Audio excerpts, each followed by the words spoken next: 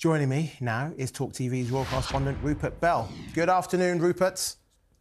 Good afternoon. So, Rupert, I'm hoping you can give me a straight answer here. Who is at fault? Is this Harry not wanting to see William, or is this William saying, not right now, brother? I think it may be an element of not now, brother, because he was only in for 24 hours. Harry's got lots of time to catch up on movies he hasn't seen, both coming into this country and less than 24 hours later, he's back in front of the movie screen on his flight back to California. And actually, William today, to be fair, has resumed his public duties in holding an investiture at Windsor. And tonight he is going to a reception on behalf of the London Air Ambulance. They've got a big do in London. So he's back out doing his duties. And clearly, for something like this, getting together, and when there's been so much bad sort of press between them and sort of blood between them, maybe a hurried meeting is not the best time to do it. And when you consider William at the moment has got the concerns for his wife, who's obviously recovering from serious surgery. They kept him in a hospital for 2 weeks. And he's got to deal with the news that his father has now begun his cancer treatment after what initially we all thought was just a relatively routine prostate procedure just over 10 days ago. So a lot has happened, and actually trying to repair the relationship between William and Harry is probably low on maybe both their agendas, let's be honest. Yeah, but the fact that Harry has flown back so swiftly, does that give us an indication that perhaps King Charles's cancer actually isn't life-threatening, it isn't extremely dangerous? Look, I don't know, and no one is aware. Clearly, what happened, if you look at the sort of timeline, he goes into hospital and he's having a procedure, and the doctors when in the London clinic obviously found something that perhaps the king was completely unaware of himself, but they found something that gave them cause for concern. They did some tests, and obviously it's turned out to be some form of cancer, of which we know not. How serious it is, we don't know. We've seen him in his car. We've seen him walking to church when he would have known about the diagnosis last Sunday. So he was sort of trying to be business as usual. But now he's begun his treatment, and that is never easy. We all know people who've had cancer treatment, and it can affect people in many different ways depending on the nature of that treatment. I'm no doctor, but the king, going back to Sandringham where he can be in private is probably a good thing. And the 30 minutes, in the grand scheme of things, is probably quite a lengthy time, given that the king has got quite a lot on his plate, aside from seeing his son. Now, we know that Charles has previously said to Harry and William, please, boys, don't let my last years be made hellish by you. Or I'm paraphrasing. Do we think that Charles would have intervened again? He's the first time he's been able to see his son face to face since his mother's funeral. Any chance Charles would have probably said, if those were my sons, I'd certainly be saying to Harry, look, enough is enough now. Life is short. Go and speak to your brother. Let's patch things up. I'm sure that's what he would wish to happen.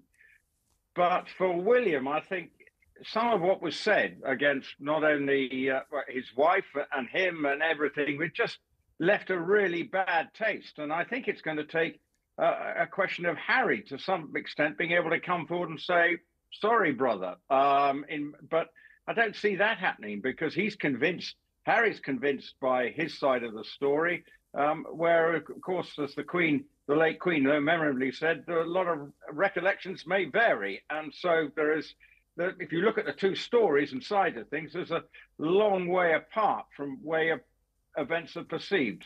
So for Harry, it's a start. It's seeing his father, making the effort. I'm sure he's not gone at steerage, so it will have cost somebody quite a lot of money. And he is now, for a 24-hour visit, first or business class tickets don't come cheap. So to fly in for 24 hours is, I have to say, at least something. And maybe he will feel better now he's seen how his father is and has found out exactly what is going on. He can go back to California, regroup, and then continue on his merry way trying to secure his Netflix deal. Well, you say Harry may need to apologise. I think William may need to apologise for punching Harry in the face, knocking him onto the dog bowl and ripping his necklace. But that's just my opinion. Do you think we're Do you think, I Rupert, think we're the ever point going to is see? that But do you think we're ever going to see Harry and William make up? Honestly, do you think it's ever going to happen? I think they've both got to sit in a room and have it out. Look, when you've got families, never say never. Of course, you would like to think, families have had problems, and then they get back and then they realize, oh, haven't we been a bunch of idiots? And get round in the room. The only way you can really solve that is to sit round and thrash out your grievances in private, but not at the end of the day for it back to appear in public. And that's the problem from William's perspective, is that Harry seems to run to and tell a story, and because of his perceived grievances. So this is the problem. The two of them have to basically be brothers and sit around and get just lay all their cards on the table, and that might be the way forward. But at the moment, that doesn't feel like it's going to happen. And whichever side you see, whatever went on, it was must have been unpleasant for both. And now they've got to find a way of, maybe in a year, 6 months, I don't know, find a way of regrouping and continuing having a normal relationship, which they don't have now. OK, my last question for you, Rupert. We saw, and it was a wonderful wedding day when Harry and Meghan got married. The whole country was united behind them. And then Prince Charles, as he was known then, walking her down the aisle, beautiful. Do you think King Charles will be perhaps a little hurt then that Meghan didn't come and see him along with Harry? No, I don't think so.